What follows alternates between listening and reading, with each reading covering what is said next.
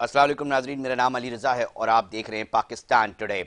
सिंध के हवाले से जब जब हम बात करते हैं तो एक गुमान ये होता है कि एक सवाल ये उठता है कि आखिर कौन सा वो दिन होगा जिस दिन कच्चे के डाकुओं को काबू कर लिया जाएगा। मगर वो काबू तो नहीं आ रहे। मगर दूसरी जानिब एक के बाद एक ताजिर या किसी बच्चे की अगवा की इतला आती है, उसके बाद किसी को मार दिया जाता है, किसी से तावान तलब किया जाता है। एक और वाकया दिन दिहाड़े पेश आया कश्मीर के इलाके में। क्या मामला है कि हिंदू ताजिर को सबके सामने उठाकर ले जाया गया। अब तक इसके ऊपर क्या तफसीलात सामने आ सकी हैं, पुलिस का क्या मौक़िफ़ है, हिंदू ताजिर किस तिजारत से मुंसलिक थे, इन तमाम पहलुओं पे बात करेंगे। और ओवरऑल इस वक्त सिचुएशन क्या है कश्मीर और दीगर उन इलाकों की जहां पर ये डकैत ग्रुप जो है वो एक्टिव है, इसके ऊपर बात करेंगे। तारिक दुरानी साहब हैं, तजज़ियाकार हैं, बहुत ही अहम और गहरी नज़र रखते हैं और इसीलिए हम इनको कोशिश कर रहे हैं कि इनसे तमाम अपडेट्स जो हैं अपने नाज़रीन तक पहुँचाएँ। तारिक साहब, एक और अफसोसनाक वाक़या हो गया, एक और हिंदू ताजिर राजकुमार को अगवा कर लिया जाता है और जदीद असले के साथ। थोड़ा सा ये बता दीजिएगा जिस जगह से ये लेकर गए हैं वो जगह कहाँ पर है और उसके एतराफ़ में किस तरह का माहौल है। बहुत रश वाली जगह है या बहुत ही ऐसी गुंजान आबादी है?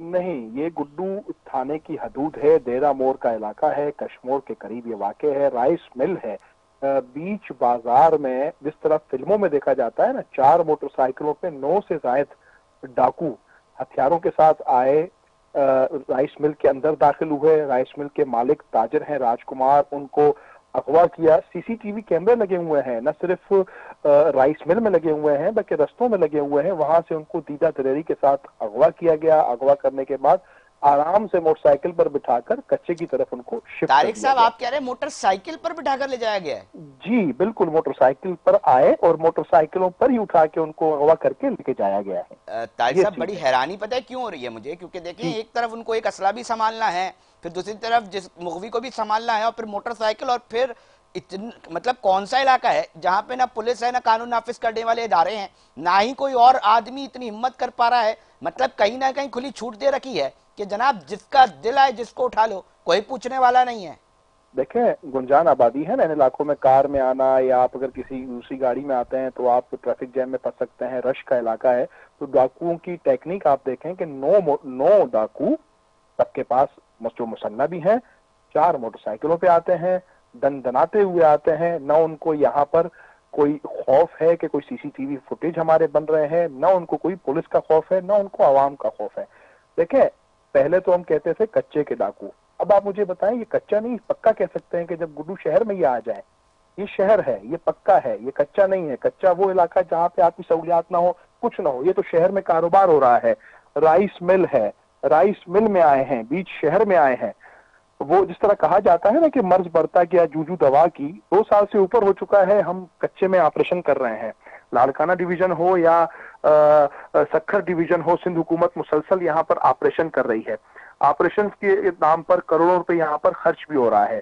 सिर्फ अगर मैं आपको इन 11 महीनों की बात बताऊं तो लाड़काना डिवीजन के सिर्फ एक जिले कश्मीर की ही बात करूं तो 105 से ज्यादा लोग अगवा हो चुके हैं इस वक्त। 105 लोग और जी इसमें जी ताजिर जी, बरादरी भी शामिल है? ताजिर बरादरी शामिल हैं, हनी ट्रेप वाले शामिल हैं, आम गरीब लोग शामिल हैं, जिसमें से बाजियाब होते होते इस वक्त तकरीबन जो ऑफिशियल फिगर्स है हमें मुझे मिली है जराये से, वो बताते हैं कि 8 लोग अब भी 12 लोग अब भी कश्मीर के जो हैं वो डाकुओं के पास हैं। लेकिन बात ये नहीं है, आप ये अंदाजा लगाएं कि ये 105 लोग अगवा हुए कैसे। इसमें कोई सब बड़े लोग नहीं है। कोई ट्रक का क्लीनर अगवा कर लिया जाता है, कोई जो है इसके अलावा आम आदमी अगवा कर लिया जाता है। सबसे इसमें जो अलार्मिंग सिचुएशन है, पहले डाकू कार्रवाई करते थे रात को, हाईवेज पे कार्रवाई करते थे या पुलिस पे हमला कर दिया या लोगों को अगवा करने के लिए जो रात को सफर करते थे उनको अगवा किया जाना था। अब इस तरह नहीं हो रहा। अब दीदा दलेरी से ये शहर में इनकी जो एंट्री हुई है और जिस तरह इसको उठाया गया है, ये एक अलार्मिंग सिचुएशन है कि हमने जो ऑपरेशन किया, जो सिंध हुकूमत ने ऑपरेशन किया, जिसमें हमारे पता नहीं कितने पुलिस एहलकार शहीद हुए हैं, कितने जख्मी हुए हैं, करोड़ों रुपए का हमने सरमाया उस पर लगाया, उसके बावजूद अब वो दीदा दलेरी से शहर में कैसे आए? अगर ये सर, होना तो ये रही। चाहिए था, इतना करोड़ों रुपए लगने के बाद, ऑपरेशन होने के बाद होना तो ये चाहिए था कि वो कच्चे से भी चले जाते, मगर जो स्टैट्स और जो सूरत हाल से आप हमारे नाजरीन को आगाह कर रहे हैं, यकीनी तौर पर आईजी सिंध गुलाम नबी मेमन साहब भी सुन रहे हैं, यकीनी तौर पे कंसर्न अथॉरिटीज भी सुन रहे हैं कि इतने ऑपरेशन इतने करोड़ रुपए लगाने के बाद आप मुझे बता रहे हैं कि जनाब कच्चा तो छोड़ दीजिए क्या खत्म होता, अब डाकू जो है वो खुलेआम बड़ा असला लेकर मोटरसाइकिलों पे पक्के के इलाके में चले गए और अब कोई पूछने वाला ऐसा दिखाई दे रहा है कि वो है नहीं। तो सर ये सूरत हाल कैसे कहाँ जाके ठहरेगी तारिक साहब, थोड़ा इसके ऊपर भी बता दीजिए, और एसएसपी और डीआईजी साहबान क्या फरमाते हैं इसके ऊपर, उनका भी जरा मौक़िफ़ हमारे नाज़रीन तक पहुंचा दें। देखें जी, ऐसे वाकये के बाद पहले तो मैं आपको इनके मौक़िफ़ की बता दूं कि फौरी तौर पर पुलिस पहुंच जाती है, कुछ देर के बाद गुस्सा से मिलती है, और फिर मेजॉरिटी में इसमें होता यह है कि पुलिस खुद मुर्सा से मिलने के बाद इसमें सहूलतकार का किरदार अदा करते हुए जो लोकल पुलिस अफसरान यहाँ पर एसएचओ और डीएसपी लेवल पे लगे हुए हैं उनसे थोड़ा बहुत पैसे लेने के बाद तावान खुद वहां जमा कराती है और उसके बाद वहां से मगवी को ले आती है। रोजाना की बुनियाद पे अगर बात की जाए तो लाड़काना और सखर डिवीजन में 4-5 लोग बड़ी एहतराम के साथ थोड़ी देर यहाँ रुकें जरा, मुझे दोबारा सुनने, मुझे शायद हो सकता है गलत फहमी का मैं शिकार हो गया हूँ, शायद मेरे कानों पे आपकी आवाज नहीं पहुंची या दुरुस्त नहीं पहुंची, मैं दोबारा इसलिए कंफर्म कर रहा हूँ कि मेरे नाजरीन भी हो सकता है ये भाई बात आप ये कर रहे हैं कि पुलिस बीच का एक मिडिल मैन का किरदार अदा करती है, मुगवी की फैमिली से पैसे लेके उनको पहुंचाती है और उसके बाद ही बाजियाबी मुमकिन बनती है। मेजॉरिटी केसेस में इस तरह होता है। पुलिस दो तरीके से मगवियों को बाजियाब करवा रही है। एक प्रेशर, वो प्रेशर के जब पता चल जाता है कि फलां गैंग इसमें है, उस तरफ पहुंचते हैं और उनका कोई गिरफ्तार अगर कर लिया या कोई उनके लोग मिल गए तो ठीक, नहीं मिले तो पुलिस अपना प्रेशर खत्म करने के लिए नॉमिनल किस्म की रकम होती है, 5 लाख 10 लाख इस तरह की रकम वो इस्तेमाल करते हैं।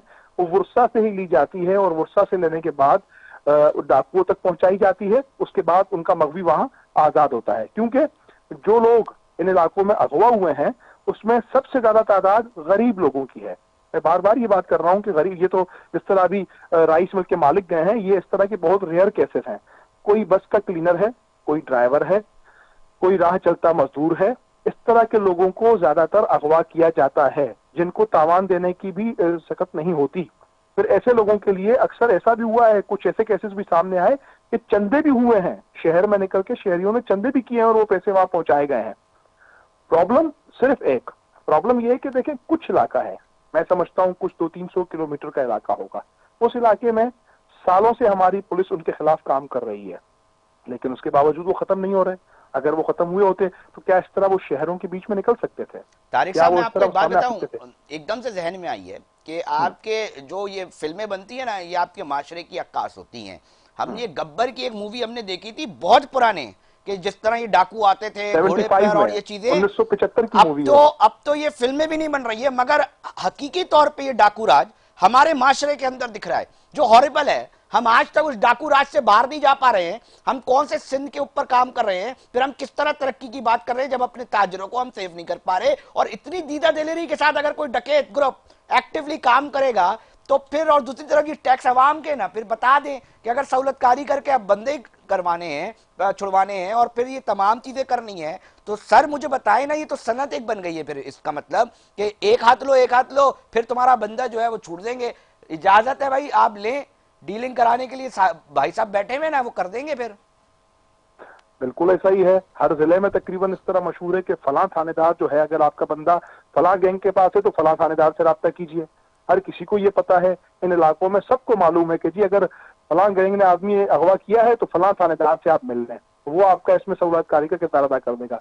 बदकिस्मती से अगर बात की जाए, जो कानवाई सिस्टम, यानी मगरिब के बाद एक कानवाई सिस्टम पुलिस चलाती थी कि अगर मैं निकला तो हाईवे पर 10-10, 15-15 गाड़ियों को एक साथ करके पुलिस की गाड़ियां उनको क्रॉस करवाती थी, ये चीज हमारे पास खत्म हो चुकी थी। ये चीज एक बार फिर इलाकों में शुरू कर दी गई है। रात को मगरिब के बाद अंधेरा होते ही हाईवे पे आप सफर नहीं कर सकते। अगर आप गए तो आप अपने रिस्क पे हैं, और रोजाना की बुनियाद पर इन इलाकों में हाईवेज पर वारदातें हो रही हैं, धड़ाधड़ हो रही हैं, पुलिस पे हमले हो रहे हैं, रॉकेट फायर हो रहे हैं, पुलिस की मोबाइलों पे रिपोर्ट होते हुए हमने देखा है। पुलिस की गाड़ियों पे जो हमला कर सकता है, जो पुलिस पे हमला कर सकता है, उनके लिए एक आम शहरी की क्या हैसियत होगी। वाकयात इस तरह के बढ़ते जा रहे हैं। आप फिगर देखें ना, अब लाड़काना डिवीजन में 11 माह के दौरान जो ऑफिशियल जो इनकी फिगर आ रही है, वो 200 से ज्यादा लोग हैं जो अगवा हुए हैं। ठीक है, बाजियाब हो चुके हैं। इस वक्त 16 लोग ये बता रहे हैं कि जी उनके कब्जे में अब भी हैं। रोजाना की बुनियाद पर एक फिगर आती है, आज 3 अगवा हुए जी, आज 2 बाजियाब हो गए, आज 3 बाजियाब हो गए। इसमें एक सबसे बड़ी बात मुआशरे की, इतनी अवेयरनेस के बावजूद कि कच्चे में झांसा देकर बुलाया जाता है, शहरियों का भी कसूर है। मेजॉरिटी में इसमें खुद लोग वहां पहुंचते हैं। आज की अगर बात की जाए तो आज कश्मीर से पुलिस ने 3 लोगों को अगवा होने से बचाया है। एक कराची के थे जनाब, जो शादी के लिए आ गए थे झांसे में, एक शिकारपुर से थे, एक सक्खर से थे। इतनी अवेयरनेस के बावजूद आज भी लोग कश्मीर में कच्चे में शादी करने पहुंच जाते हैं, सैकड़ों की तादाद में। पुलिस ने ऐसे लोगों को बचाया बिल्कुल जरूर है। इसमें अवाम का अपना भी एक कसूर जरूर मौजूद है कि वो खुद, किसी को सस्ते दामों ट्रैक्टर की ऑफर हो जाती है, किसी को गाड़ी सस्ते दामों में देने की ऑफर की जाती है, कहीं शादी के लिए आ रहा है। ऐसे लोग मुख्तलिफ जगहों से आते हैं जो कि बाद में अगवा, हनी ट्रैप के अगवा होते हैं और फिर वो तावान भरते हैं। अच्छा तारिक साहब, थोड़ा सा और भी बता दीजिए, कश्मीर के अलावा कौन कौन से ऐसे स्पॉट्स हैं लाइमलाइट के, ताकि मेरे नाजरीन जिनको नहीं मालूम उनको पता चल सके कि सर ये जगह है, इधर जरा एहतियात कर लें अगर कोई कॉल आ जाए और कोई बोले जी इधर आ जाओ। लाड़काना और सक्खर डिवीजन के जो अजला हैं, लाड़काना डिवीजन में कोट कश्मीर और आपका शिकारपुर, इन 2 अजला में ये तमाम गैंग ऑपरेट होते हैं। इसी तरह सक्खर डिवीजन में घोटकी का इलाका है। ये 3 अजला इस वक्त बिल्कुल यानी जल रहे हैं, सुलग रहे हैं इन वाकयात पर।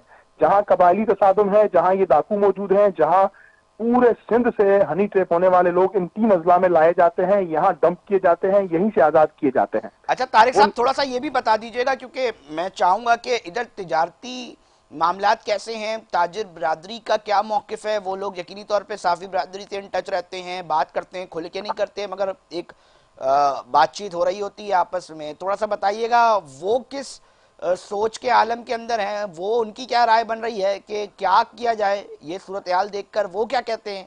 आईजी सिंध गुलाम नबी मेमन साहब से क्या दरखास्त करने पर मजबूर हैं। देखें, गैर यकीनी सी सूरत हाल में कौन सा कारोबार हो सकेगा।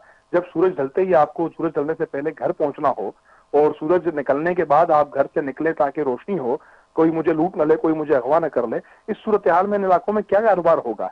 जब दिन दिहाड़े लोग अगवा होने लगेंगे तो वो लोग क्या निकलेंगे। देखें, कारोबार के लिए सिक्योरिटी चाहिए, सेफ्टी चाहिए। इस सेफ्टी को प्रोवाइड करने के लिए वो जो मैनेजमेंट होने चाहिए थे वो नहीं हो रहे हैं। किस तरह आप कारोबार करेंगे। तमाम कारोबारी सरगर्मियां इन इलाकों में ठप हैं। अगर आप इन ताजिरों से मिलेंगे, इन ताजिरों की जो हालत हो गई है, अगर अच्छा उसके अलावा ये तो ये हो गया कि पहले ही टाइम नहीं, वो कारोबार नहीं करते, पहले खौफ की सूरत हाल में है। इन लोगों को अगर पता चल जाता है डाकुओं को कि जी तारिक दुरानी की जो है यहाँ पर जो राइस मिल है और तारिक करोड़ों रुपए कमा रहा है, तो उसके पास वो पहुंच जाते हैं। अब मुझे आप ये बताएं कि पहले कारोबार नहीं, और अगर थोड़ा बहुत जो कारोबार चल रहा है, अगर उन लोगों के साथ आपका ताल्लुक ठीक नहीं हुआ तो आपको उठा के ले जाएंगे। तारिक दुरानी साहब, हम तो मुकदमा लड़ रहे सिंध के तमाम ताजरों का, जो कंसर्न लोग हैं, जो एक आम शहरी है, एक आम हारी है, एक आम किसान है। हमारी कोशिश तो ये है कि उनकी आवाज बन सके, आला उहदों पे बैठे हुए लोगों को बता सके कि नीचे जो लोग हैं ना, वो आपसे अब हाथ जोड़कर जो है वो गुजारिश करने पर मजबूर हो रहे हैं। वो कह रहे हैं कि खुदा के लिए देख लीजिए, कोई ऐसी तरतीब बना लीजिए, कोई ऐसी हिकमत अमली बना लीजिए, जब करोड़ों रुपए भी देने के बावजूद इस तरह दिन दिहाड़े अगर ताजिर अगवा होंगे तो कितने बड़े सवाल उठेंगे।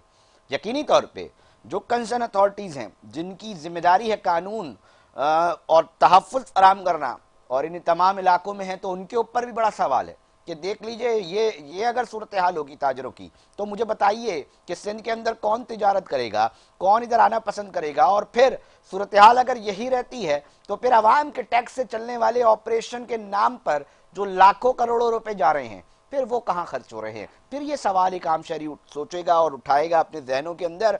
सर तारिक साहब, बहुत शुक्रिया, आपने टाइम दिया और अहम तमाम सूरत हाल से जो है वो आगाह किया। हमारे नाजरीन को बहुत शुक्रिया। ये चावल के व्यापारी दुआ गो हैं हम कि शायद ये वापस आ जाएं, वरना अफसोस के साथ कहना पड़ता है कि एक और वाकया अभी कुछ दिनों पहले हमने रिपोर्ट किया था और हमने अपनी तमाम टीम्स को उस तरफ उतारा हुआ है। कोशिश कर रहे हैं कि आप तक तमाम इस तरह के जो मामलात है उनको पहुंचाएं, और सिर्फ ये है कोशिश कि जो लोग इस वक्त उस हाल में हैं वो वही जान सकते हैं। शायद कराची में बैठ के अली रजा नहीं जान सकता, शायद कराची में बैठ के आप यहाँ पर उनकी तकलीफ नहीं जान सकते। वो क्या करें, कितने बेबस होंगे, उसकी बेबसी का जो आलम होगा उसको हम थोड़ा सा अगर महसूस कर लें तो हो सकता है कि चीज़ें कुछ बेहतरी की तरफ चली जाएं। नाजरीन, ब्रेक का वक्त हुआ है, ब्रेक पे जा रहे हैं, एक अहम स्टोरी है, फिर वो डिस्कस करते हैं।